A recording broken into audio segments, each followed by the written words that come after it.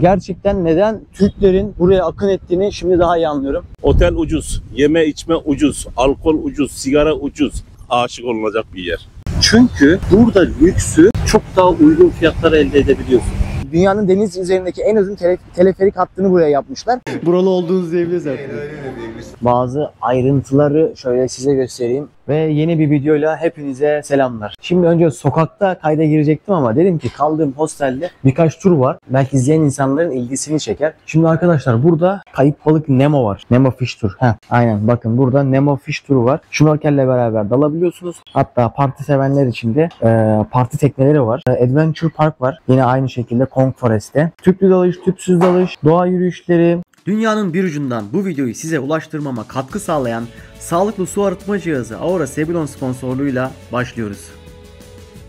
Türkiye'nin lider su arıtma markası Aura Sebulon Unique sunar. Kuru kuruya gezmek olmaz deyip Nha Trang sokaklarına iniyorum. Good morning. Good morning. Hello. Dün hızlı bir giriş yaptım. Kendimi buradaki Türklerin arasında buldum. Ve bizim sosyal medya içerik üretenlerin buradaki güzellikleri göstermesiyle beraber buraya çok fazla talep artmış. Bugün yine zaten Türklerle buluşacağız. Ben de gitmeden önce bir yeri izliyorum arkadaşlar. Yani orada ne yapılır, ne edilir okumaya çalışıyorum. Tabii ki böyle ikili ilişkiler, fiyatlar, yemekler, tatlar, başıma gelen ilginç olayları sunarken bazı günlerde böyle akışta geçiyor. Sizi bir yürüyüşe çıkartmak istiyorum. Benle beraber Vietnam'ın Nha Trang şehrinde bir yürüyüşe çıkın. Nha Trang Vietnam'ın turistik açıdan en önemli şehirlerinden, yani ilk üçe girer. O yüzdendir ki işte buraya yok Vietnam'ın Antalya'sı, Vietnam'ın Bodrum'u tarzında yakıştırmalar yapıyor. Şu anda sahile gidiyoruz. Size orayı göstermek istiyorum çünkü buranın en görülesi yerlerinden bir tanesi o sahil. Arkadaşlar 25.000'i gördüğünüz zaman 1 dolar ediyor. 35.000'e hesaplayın işte. Yani şunlar deniz ürünleri olan bir salata 75.000. Mesela buranın en meşhurlarından bir tanesi banh mi. Daha önceki videolarda çok göstermiştim. Aslında bizdeki ekmek arası diyebiliriz. Onun fiyatı da 35.000 dong. Yani şöyle gösteriyorum ki bazılarını özellikle fikir sahibi olun diye yani 1,5 dolarla 2 dolar arasında yani bir tabak satın alabiliyorsunuz. Ve burası uygunmuş. Neresiymiş burası? Çip Çip diye. Adı da zaten ucuz restoran. Arada fiyatlara da göz atmakta fayda var. Arkadaşlar ben buradaki kadar böyle kahve ve restoran hiçbir yerde görmedim ya. Çok fazla var. Zaten biliyorsunuz yani Vietnam kahve deyince ilk akla gelen ülkelerde. O yüzden kahve kültürü çok fazla. Ama çok ilginçtir. Nha Trang'da şöyle bir durum var. Sabaha balık çorbası içerek başlıyorlar. Bize çok garip geliyor olabilir. Thank you. What is this? Golden Wok. Ya wok dediği bu altın portakal olarak geçiyor. Yani bunun ne mandalina gibi ne portakal gibi değişik bir şey. İç tarafı ekşi, dış kabuğuysa tatlı. Görürseniz böyle altın portakal. Bunun şerbeti çok güzel oluyor, meyve suyu. Thank you so much. Masaj. How much money? 1 hour massage. Fiyatlar işte 60 minutes 300 dong. 300.000. Bakın bazı ayrıntıları şöyle size göstereyim. No marijuana demiş. Şunu çok net fark ettim. Arkadaşlar tabii ki herkesin işte eğlence anlayışı, kültürü, işte bağımlılıkları hepsi farklı. Buraya gelene kadar işte Bali, Vietnam, Kamboçya gibi ülkelerden geçtim. Ya şimdi oturuyorsunuz insanlarla, konuşuyorsunuz, sohbet muhabbet ortamı oluyor. Her konu açılıyor. İnsanların bu illa Türklerle de alakalı değil. Yani diğer ülkelerdeki insanlar da bunu kullanıyorlar. Ama Vietnam'a geldiğimde şunu fark ettim. Biraz daha böyle temiz. İnsanlar size yanınıza gelip işte marijuana satayım, işte kadın satayım deyip bu tarzda darlamıyorlar. Benim Vietnam'da en sevdiğim şeylerden bir tanesi, en hoşuma giden şeylerden bir tanesi de bu oldu. Bakın ablalarım da kaçak sigara satıyor, atıştırmalıklar satıyor. Bunlar ya bu Vietnam'ın atıştırmalıkları güzel. I don't smoke. Ya şuraya bakar mısınız ya? Sanat eseri gibi değil mi?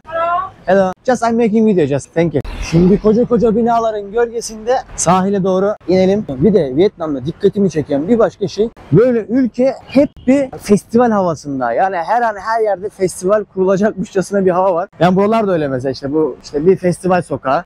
Pazar kurulur. İşte buralar muhtemelen açılacak. Buralara pazarlar kurulacak. Vietnam'da olduğumuz için hava bazen özellikle kuzeye doğru yaklaştıkça Karadeniz havasına çalıyor. Ama bugün böyle tertemiz bir hava var. Şu abideki rahatlıktan istiyorum ya. Açsanız.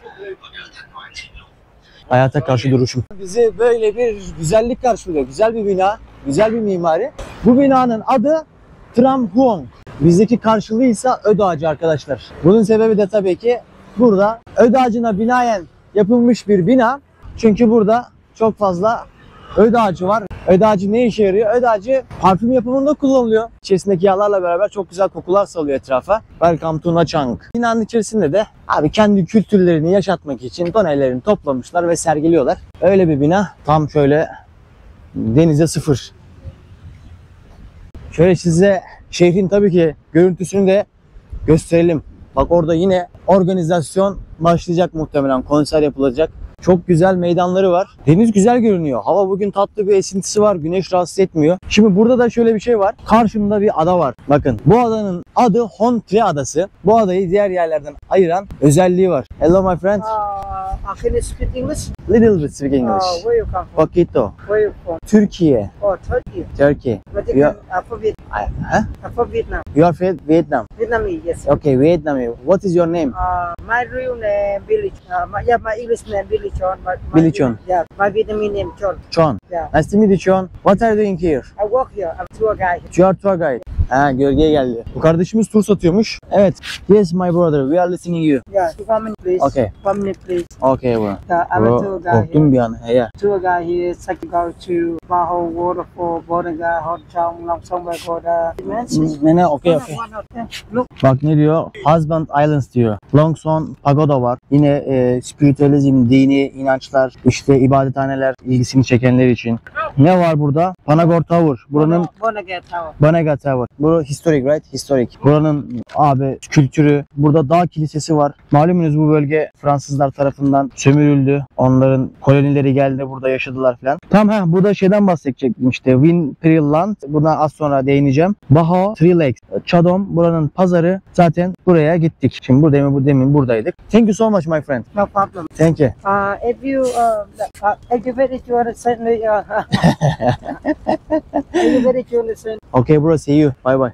Win Pearl. Pearl inci demek. Win Group diye bir şirket var Vietnam'da. Tatil köyü, eğlence, otel, motel deyince hep akla gelen bir ilk şirketlerden Win Group. Ve onlar bu adayı abi kapatmışlar. Buraya eğlence merkezi yapmışlar. Dünyanın deniz üzerindeki en uzun teleferik hattını buraya yapmışlar. Yanlış hatırlamıyorsam buradan karşı tarafa geçiş, git gel, bilet fiyatı, oradaki işte belli haklardan yararlanabiliyorsunuz. 1000 lira gibi bir ücreti var. Böyle belki buraya ailenizle gelmek istersiniz, çoluk çocuk falan. Bakın bu Win Pearl çocuklarınız için güzel olabilir. İçerisinde eğlence merkezi, yeme içme ve dünyanın en uzun teleferini de bu şekilde binmiş olursunuz. Şimdi benim aklıma Vietnam deyince teleferik geliyor. Çünkü Vietnam Guinness Rekorlar kitaplarına girmek için teleferik inşa etmiş resmen. Çıkan dünyanın en uzun dağ hattını çıkan teleferikleri Vietnam'da. Deniz üzerindeki en uzun teleferik Vietnam'da. İşte farklı teknik özelliklerde işte tek kablolu en uzun, 3 kablolu en uzun teleferikler. Bunlar Vietnam'da. Adamlar gerçekten teleferik konusunda çok iyi ve burada da dünyanın en uzun deniz üzerindeki teleferini inşa etmişler. Win Group yapıyor herhalde bu işi. Orayı kapatmış. Temiz bir iş. Genelde burada hep Avrupa vatandaşı veyahut da Rus vatandaşı var. Daha fazla tabii ki Ruslar var. Şaşırdık mı? Yok. Çünkü sıcak denizler, deniz, kum, güneş ve burada böyle hayatları.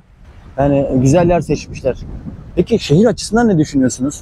Nasıl değerlendiriyorsunuz şehri? Onu da yorumlar kısmında belirtirseniz biz de yeşilleniriz. Ya benim gibi Zonguldak'ta yetişmiş, doğmuş bir insan böyle düz yerlere geldiği zaman gerçekten hayran oluyor. Çok engebeli, dağlık, bayırlık bir alan olduğu için düz zeminde yürümek hoşuma gidiyor. O yüzden de yani araç falan kullanmak istemiyorum. Yani zaten abi dümdüz alan. Baksanıza.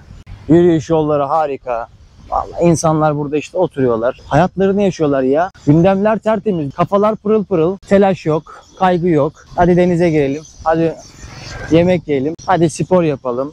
Böyle bir atmosfer. Arkadaşlar yolda giderken şöyle bir şey gördüm. Bunu sizinle paylaşmam lazım. Burada salangan kuşları var. Böyle yarasaya benzeyen bir kuşlar.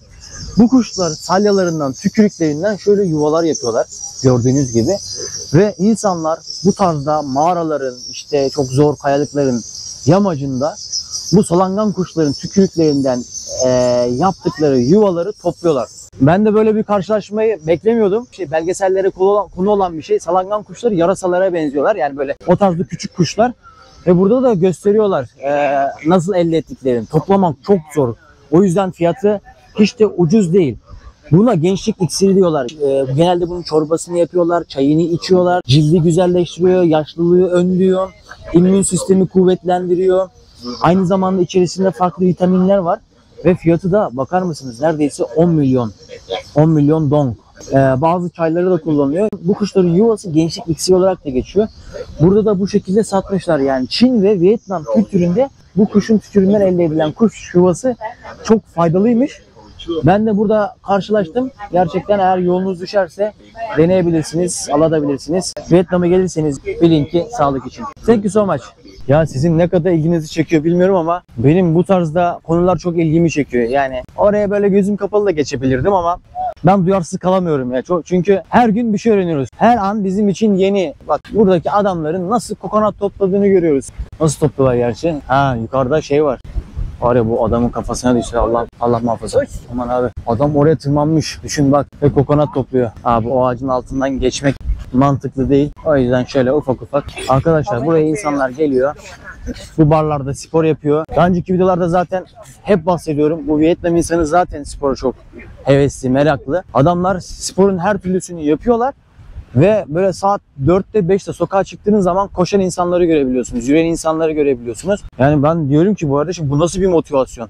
Bu nasıl bir hayat sevgisi? Gerçekten neden Türklerin buraya akın ettiğini şimdi daha iyi anlıyorum. Arkadaş güzel bir yer. Yani buralar böyle 3-4 yıla eğer kendini koruyamazsa bir politik olarak, kanun olarak burayı koruyamazlarsa gerçekten buralarda böyle Tayland, Pattaya gibi yerler olur. Buranın en güzel yanlarından bir tanesi oranın insanları gibi hırçın diye. Şimdi Tayland'da turizmle beraber artık insanlar hırçınlaşmış. Bazı yerlerde, çok turistik yerlerde kimsenin yanına yaklaşamıyorsun. Tabii ki aşırı genelleme yapamam. Hala çok iyi, çok güzel yerleri var. Ama gel gelelim buraya göre biraz daha hırçın. Burası o daha doğallığını kaybetmemiş, güzelliğini kaybetmemiş. Selamlar, merhabalar abi. Merhaba. Abi nasılsın? Sağ olasın. Abi Melih. Kamil memnun Memnun oldum. oldum abi. Nasılsınız? İyisiniz? Muhabbetiniz bol olsun. Tam bahsediyordum yani. Boşuna Türkler buraya gelmiyor diyordum. Bir baktım. iki tane Türk. Gidiyor musun abi? Son günüm, yarın gidiyorum. Kaç gündür buradasın abi? Bir aydır buradayız. Çok aşık olunacak bir yer. Bir aydır, 2 gün Ho Chi Minh'de kaldım. Bir aydır buradayım. Hala yorulmadım. O 2 günde Ho Chi Minh'den yoruldum. Ho Chi Minh. Ho Chi Minh. nasıl değerlendiriyorsun abi burayı? Yaşamak lazım. Değil mi? Gelip yaşamak lazım. Avantajları ne? Seni buraya çeken neydi? Otel ucuz, yeme içme ucuz, alkol ucuz, sigara ucuz. Şezlong'a oturuyorsun, 80K veriyorsun, 100K veriyorsun. Akşama kadar denize yat. Denizin neresine gidersen git, kumsal. Ben İskenderunluyum, Hataylıyım. Hani böyle bir kumsal yok. Ucuna bindin aldığı gibi. İnsanlar sahtekar değil. Yerel halk kesinlikle sahtekar değil. Ben parayı bilmemezlikten geliyorum. Çıkartıyorum balyayla parayı. Mesela 22K alacak. Ben husu veriyorum. No diyor, kendisi seçiyor. Tamam diyor. Ama ben biliyorum. Evet. Deniyorum. Yerel halk çok mükemmel. Hindistan cevizi. Buraya gelin, meyveler ucuz yiyin. Değil mi? Abi tam da ben demin onu gösterdim. Hep böyle rengarenk. Rengarenk. Evet. Ya yukarı taraflarda ya mesela 2 sokak ötede pazar var mesela. Yani burada da 25K, oraya git 20K mango mesela. Evet. Diğer meyveler burada Bir dolar arkadaşlar. Bir dolardan daha aşağıda. daha da aşağıda. Ben meyve yemekten bıktım ya. Eşimden gelecektim. Kızla falan gelecektim. Eşim dedi sen bir git. Öğlen gel, seneye ben tekrar buradayım ailemle birlikte. Evet. Abi. 50 bin lira bir gelirim olsa aylık. Ama zamanla zaten o da gene eriyecek buraya karşı. Yani şu an öyle gözüküyor, bilmiyorum. Melek bir de yani şu. Yani bazı YouTuber'lar diyor işte emekliler yani burada tamam geçinebilir. Ama aldığı para Türk lirası, burada sonuçta para çekiyorsun. Buranın parası yükseliyor. Bizim paramız düştüğünden dolayı ben yani. Ya diğer YouTuber arkadaşları şey yapmıyorum bak. Rencide etmek istemiyorum da. Yok, ne demek istediğini anladım aslında. Gerçekçi olmak gerekiyor diyorsun abi. Gerçekçi olmak gerekiyor. Belli biri gelir yani 50 bin, 60 bin gelirle çok lüks değil, orta lüks yaşanır. Yani gelmek isteyenler otel kiralarken, tamam mı? Agota'dan otelin ismini alın. Örnek verim Rembrandt Otel. Facebook'a girsin, Rembrandt'ı yazsın. Facebook adresi var zaten. Oradan direkt mesaj yazsın. Sana çalışan dönüyor. Oranın çalışanın WhatsApp'ını alın. O şekilde Agota'da yüksek çıkartıyor. Ben bir aylığını 5 milyon 800 donka tuttum Rembrandt Otelde. Ve her gün temizliğim yapılıyor. Her gün içeceklerim konuyor. En üst katında havuz. Ya tertemiz bir yer. Ben Agoda'dan bakıyordum. Bana yani buranın parasıyla söylüyorum 7,5 milyona. Komisyon alıyorlar onlardan. Aynen. O yüzden de. Ama dediğim gibi Facebook'tan girip market değil abi. Abi güzel bir yöntem. Facebook market Evet. değil. 9 bin liraya da jacuzzi'li bir oda, koca bir oda. Ben onu istemedim. Dedim bana yeterli orta halli. He. Abim reddettiğine bak 9.000 liraya jacuzzi odaya elin tersiyle. Ya var, kalanlar var. Ya şimdi şöyle Melih, bir de burada mesela Nisan ayında festivaller başlayacak. Bira festivali, bilmem ne festivali. O yüzden oteller de yüksek çekiyor. Diğer şehirlerde yaşayan yerel halk da bunu biliyor, buranın festivali olacağını. Onlar da geliyor. Onlar da geliyor. Oteller fiyatı yükseğe çıkıyor. Evet. Yani geleceğin tarihi iyi bilmen lazım. Bence Mart, Aslında Şubat her iyi şey der Mehmet anlatıldığı Bey. gibi doğru. Ama her şey de çok ucuz değil aslında yani. Ya evet. Ben zerre kadar İngilizce bilmiyorum. Tam onu soracaktım abi. Zerre kadar İngilizce. Bir yes, okay, bu. Bildiğim yani normal bir vatandaşın bildiği 2-3 tane kelimeyi biliyorum. Ve ben çıktım geldim ilk defa yurt dışı çıkışım benim. Abi çok güzel ya. Vietnam'a tek başım. Kaygı falan yoktu değil mi? Yo ne kaygı olacak ya? Kimse kimseyi yemiyor. Ben sizin gibi YouTuber'ları izleye Müjdat Bey'i izledim, Gökhan'ı izledim, Volkan Bey'i izleyerek ben Naçak'ın bütün sokaklarını geldim. İki arkadaşla geldim. Dedim gelin şurada şu var diyor. Lan diyor sen buraya geldin mi daha önce? Ya diyorum yok. YouTube'da arkadaşları izleye ben öğrendim. Yani dün işte Gökhan'la beraberdik. Sizin gerçekten var ya çok faydanız var. Mesela Gökhan'ın, Müjdat Bey'in yani şurada Naçak'ta, Volkan'ın, Naçak'ta bana çok faydası oldu. Yani yaptığınız iş çok kıymetli oluyor aslında. Gerçekten size saygı duyuyorum. Şu yönden güzel oluyor biliyor musun abi? Seni izleyen bir kişi ya diyor işte ben de yapabilirim ya bak cesaret alıyor çünkü. Zerre kadar İngilizce bilmiyorum kardeşim. Ben zerre kadar İngilizce bilmiyorum. Çıktım geldim. Yani ben İngilizce bilmiyorum, konuşamıyorum diyen insanlar cesaretlensin gelsin. Sadece tek sıkıntı uçak parası. Biraz Ne yüksek. abi? Ya ben gidiş geliş 30 bin falan buldu. Abi görüşmek üzere. Kendinize bakın. Sağ olun. Hayır. Abilerle güzel sohbet muhabbet oldu ya. Bizim arkadaşlar bugün zaten buluşuyoruz onlarla. Onlar da bölgeyi geziyorlar, tanıtıyorlar falan bayağı bir fayda sağladılar. Ve dün de konuşuyorduk ya ne güzel dedim ya yaptığımız şey. İnsanlar izliyor, yola çıkıyorlar. Demin dedim ya kardeşler orada Bar Brothers. Bak arkadaşlarım da barfix çekiyorlar. Ama burada güzel egzersiz yapacak alan var. Bak burada koş. Kendi ağırlığında çalış. Mekik çek. Şınav çek. Bunun yanında sağlıklı beslen, meyveni, sebzeni tüket. Bunun yanında sağlıklı iletişim kuracağın insanlar var. Kendisini geliştirmeye çalışan, spor yapan, okuyan, eden bu tarz insanlar var. Bunları bul, bunlarla beraber vakit geçir. Hayat kaliten, standartların yükselsin. Para kazanmak istiyorsan o güruhta bulun. Spor yapmak istiyorsan o güruhta bulun. Yani burada çoğu arayacağın şeyi bulabiliyorsun.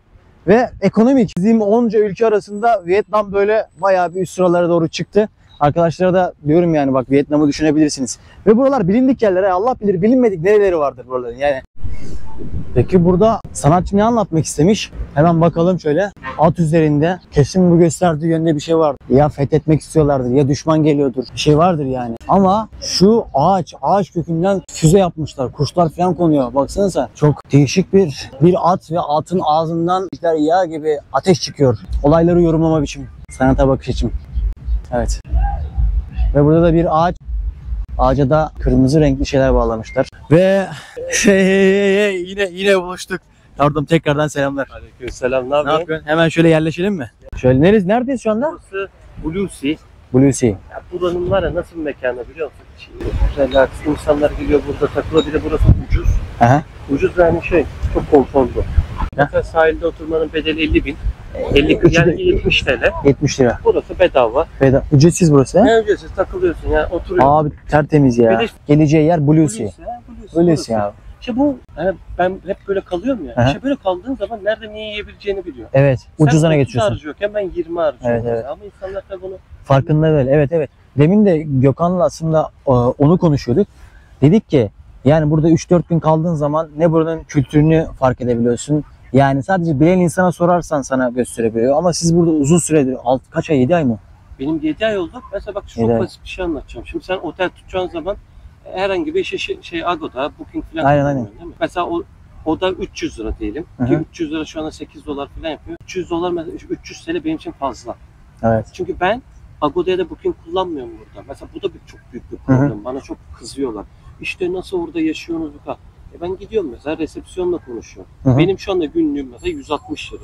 Aylığım 4800 TL'ye falan geliyor. Özel Elektrik oda. hariç. Özel oda değil mi? Özel oda, televizyonum büyük, internetim çok güzel, her şeyim var, her şey. Tertemiz. İşte insanlar bunun bilincinde değil. İşte burada yaşadığın zaman bazı şeylere çok daha kolay erişebiliyorsun, kolay öğreniyorsun. Evet. Ben bunu seviyorum Melih'im. Valla dostum dediğim gibi güzel sistem kurmuşsun. Bak sporunu yaptın, Tabii. geldin, proteinini bastın. Bir de neyi seviyorum biliyor musun Melih?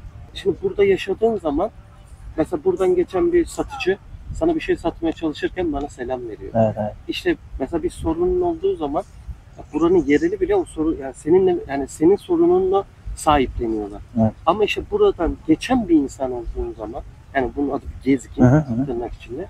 İşte bunu hissedemiyorsun, Evet. yaşayamıyorsun. Ait hissedemiyorsun ya. Bu aslında Türkiye'de özlediğim şeyler arasında oturup derinlemesine sohbet, muhabbet ama yoldaki insanla ne kadar bir şey paylaşımda bulunabilirsin ki bir yerde kaldıkça orada kök salabiliyorsun ve Aynen öyle. insanın gerçekten köklenmeye ihtiyacı var. Yani şu anda sen burada köklenmeye başladın. Artık insanlarla güzel ilişkiler kurmaya başladın Tabii ki. ve bu seni buraya ait hissettiriyor ve bu Aynen. çok güzel bir his yani. Durum ne biliyor musun? Sahilde iç tarafta aynı fiyat politikası. Asla bu sahilde Değişmiyor olduğu ya. fiyat değişmiyor. Ha. İşte bunun keyifli olan kısmı bu biliyor musun? Evet.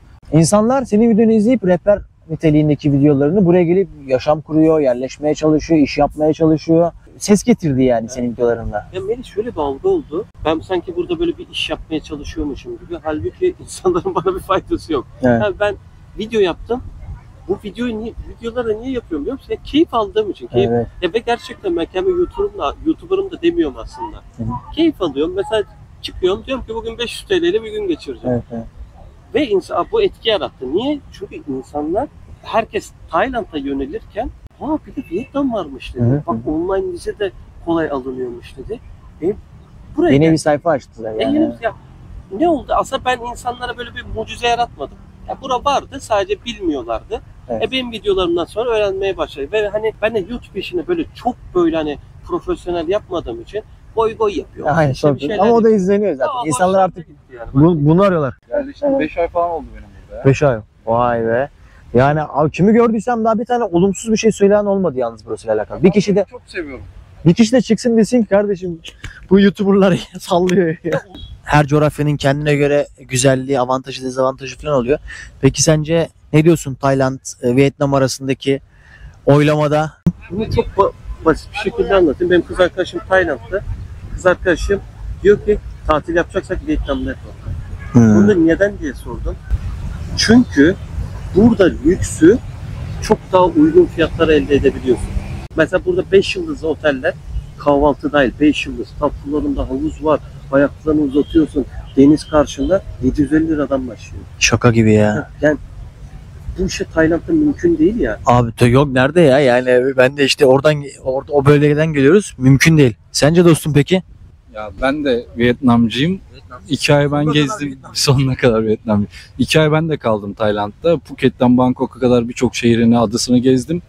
Ya ama buradaki ilişkiler bana daha gerçek geliyor. Yani daha kız arkadaş olsun, arkadaş ilişkileri olsun daha gerçek geliyor. İşte Tayland çok daha yapay, çok daha böyle maddiyat üzerine kurulmuş. Böyle seni nasıl tokatlarım herkesin yani manavdan bir şey alırken bile insanlar sana öyle yaklaşıyor aslında. Çok sempatikler, çok şeyler aslında ama yine de daha yapay geliyor. O yüzden ben Vietnam'ı çok daha keyifli buluyorum. Ben aslında şöyle benim bir lafım var. Şöyle özetliyorum. Şimdi insanlar Tayland'da hep işte Phuket, Bangkok, Pattaya bölgelerine gidiyorlar ya.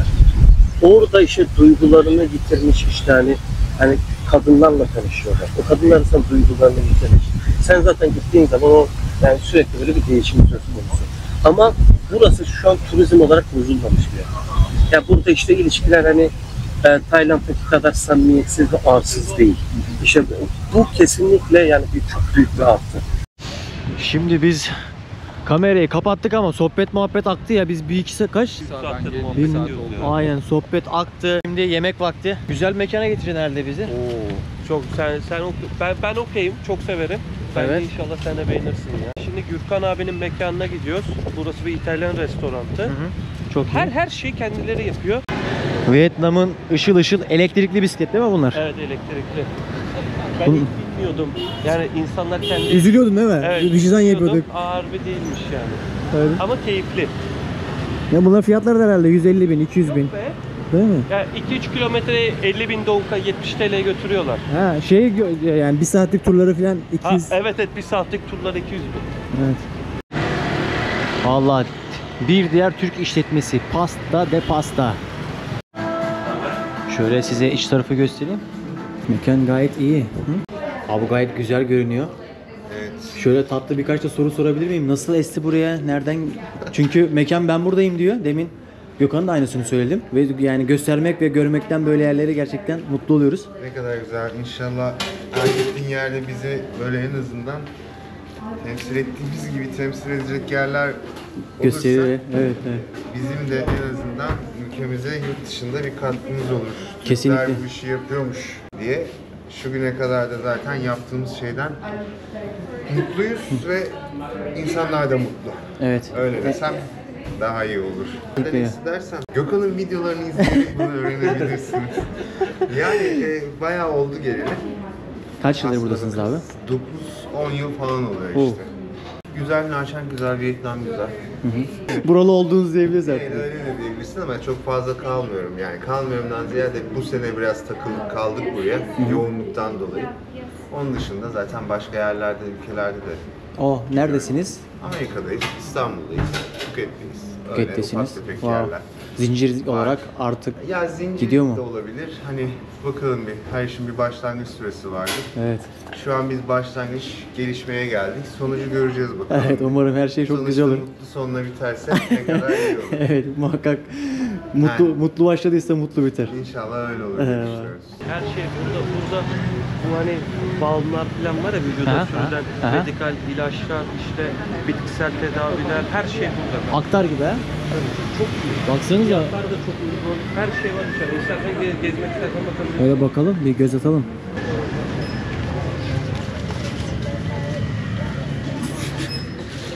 Ben yapmadım. Yılan var içinde. Aa, aynen. Bunlar ne? Sirke mi, şarap mı? Erkeğe yarıyor. Ha? Erkeğe yarıyor, öyle yarıyor. anlatayım. Aynen. Kısaca öyle söyleyelim. Erkeğe yarıyor. Bunlar İşte bunu bilmiyorum. deniz atı. Evet, deniz. Aa, Bunları yapıyorlar bu şekilde de. kanka çok ilginç ya. Baksana neler göreceğiz yani. Bunlar şarap mı ne bu yoksa enerji içecek? Alkollü bir şey. Ha. Bunu Vietnamlılar falan içiyor. Güç versin diye. Bak. Her coğrafyada. Burada mesela sana bir şey söyleyeyim mi? Evet. Bak bunlar rum. 55 lira, 57 lira falan. Çikolatalısı var. İşte Şunlar ha. pineapple, Çarkıfelek mango, meyvesi, kakao. ananas, kakao, mango meyvesi. Bak bunlar 1 litrelik olanları. Kanka 70 lira. Ve Bu burası çok ucuz. gerçekten öyle. Demiş de pişmaniye mi gördüm ben? Yok o şey. Bu ne biliyor musun? Sana söyleyeceğim inanmayacaksın. Kuş yuvası. Kuşun salyası ya da yuvası. Ha tamam bugün çektim ben bunu sokakta gördüm. Evet, Çok gerçekten. ilginç ya. Ve sana bir şey sana şundan içireceğim sonra. Hı hı. Bu kuşun salyası kanka. Allah Allah. Buradakiler çok içiyor bunu ve çok sağlıklı olduğunu söylüyorlar. Gel kanka. Bak neler öğrendik ya gerçekten. Bilenle gezeceksin abi. Bunlar Tayland'da satılıyor. Tiger Balm. Ha. Vücuda böyle sürüyorsun. Mentolü çok iyi geliyor. Bu mesela 40.000 ya. Bak bunun Vietnam usulü kaç para biliyor musun? Bak 25. Bak 5.000. Bunu alıyorsun kanka vücuda sürüyorsun. Vicks gibi. Aynen Vicks gibi. Aynen 7K. O video çok renkli bir hale geldi seninle beraber ya. Hasta olduğunda millet bunu sürüyor kanka. Böyle şuraya sürüyorsun. Hı. Şuraya sürüyorsun. Bu kobra. Ben burada bak sana söyleyeyim bunu da bu çok önemli. Bak şu glusamin yazıyor ya. Bunlar eklem ağrıları için. Benim annemin mesela dizlerinde problem var. Bundan götürüyorum. Bak masajla birlikte bunu uyguluyorsun. Çok iyi geldiğini söyledi annem. Anladım. Bunu sonra araştırdım. Eklemlere çok iyi geliyormuş. Şey gibi fizyoterapist doktoru Gökhan. Ama öyle oldu biraz. Allah Allah. Sınırsız bir sürü şey var. Neyin neye yaradığını tabi bilemiyorsun da. Çaylar var. Bu çaylar da şeyler meyveli, passion fruitlu. Ama ben ilk defa gerçekten Bir çok sürü. çok çay var ya. Burası zaten kaju cenneti. Kaju Evet. çok ucuz. Ve ben sana sonra deneteyim nasıl biliyor musun? Çok taze kıtır kıtır. Lezzet ha. Acayip iyi. Ben Abi ne almak baksana istesem ya. ben buraya gelirim. Bu gerçekten çok iyiymiş yalnız. Hediyelik. Bak hediyelik götüreceksin ya. Burada Hı hı. hediyelikler de çok. Adamlar her şeyi yapmış arkadaşlar. Şapkası, hediyelik. 50 lira. Burası bayağı ucuza Arkadaş satıyor. bedavadan hallice ya. Tespih çekiyor, zikir. Buraya bayılıyorum ya. Buranın bu kadar Şu benim güzel. en sevdiğim meyve. Şu. En sevdiğim. Şimdi almayayım onu şimdi buraya budaya özel mi yaptılar artık bilmiyorum Olabilir, ama olabilir. şu longan diye geçiyor ismi. Tayland'da Ey- lamyay. Lamyay ejder gözü gibi bir şey değil mi içerisinde? Evet, çok lamyay. çok etli bir şey. Üzümle bir değişik Kavuna bir benziyor, evet. değişik. Ve şöyle ışıl ışıl sokaklara artık veda edeyim diyorum. Dostlar Biraz arkadaşlarla vakit geçireceğiz. Pardon. Her şey için çok teşekkürler. Rica Senin ederim, sayende estağfurullah. bugün güzel insanlarla tanıştım. Umarım daha güzel insanlarla tanışırız. Tanışacağız. Güzel oluyor. Çok teşekkürler Rica ağırladığın ederim, için. estağfurullah. Gökhan 1G abone olun. Burayla alakalı asıl bilgiler onun kanalında. Bir dahaki videoda görüşmek üzere. Kendinize iyi bakın. Türkiye'nin lider su arıtma markası Aura Sebilon Unique sundu.